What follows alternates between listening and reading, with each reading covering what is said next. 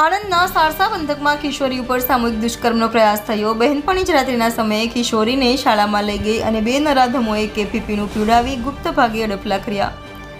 આણંદ તાલુકાના સારસા તાબે આવેલ ખડીપુરા ગામની પ્રાથમિક શાળામાં ગત રાત્રિના સમયે કિશોરી ઉપર સામૂહિક દુષ્કર્મના પ્રયાસનો કિસ્સો સામે આવ્યો છે। આ કિસ્સામાં પોલીસે ગણતરીના કલાકોમાં જ 3 આરોપીઓની અટકાયત કરી આગળની કાર્યવાહી હાથ ધરી છે। આણંદ તાલુકાના સારસા પંથકમાં રહેતી એક કિશોરી ગત રાત્રિના સમયે પોતાના ઘરે હાજર હતી। તે વખતે આ કિશોરીની બહેનપણી તેણીના ઘરે આવી હતી અને સારસા તાબે આવેલ ખડીપુરા ગામની પ્રાથમિક શાળામાં બેસવા જઈએ તેમ કહીને સાથે લઈ ગઈ હતી।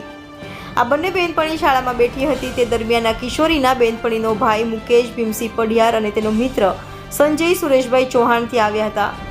જે પૈકી સંજયભાઈ સુરેશભાઈ ચૌહાણે તેની પાસેની બોટલમાં ભરેલ નશાકારક પ્રવાહી આ કિશોરીને પીવડાવ્યું હતું।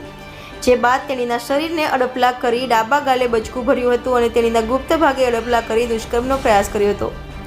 જે વખતે કિશોરીએ બૂમાબૂમ કરી મૂકતા આસપાસના રહીશો દોડી આવ્યા હતા, જેથી 3 જણા ભાગી ગયા હતા। આ અંગે કિશોરીની ફરિયાદને આધારે ખંભળોજ પોલીસે બીએનએક્સ એક્ટની કલમ 74, 123, 64, 115, 2, 61 તથા પોસ્કો એક્ટ કલમ 8 મુજબનો ગુનો નોંધ્યો હતો અને ગણતરીના કલાકોમાં 3 આરોપીઓને ડિટેન કરી આગળની કાર્યવાહી હાથ ધરી છે। બીજી બાજુ ખંભળોજ પોલીસે ભોગ બનનાર કિશોરીને સૌપ્રથમ સારસા હોસ્પિટલમાં લઈ જવાઈ હતી, જે બાદ વધુ ચેકઅપ અર્થે વડોદરાની હોસ્પિટલમાં ખસેડવામાં આવી છે।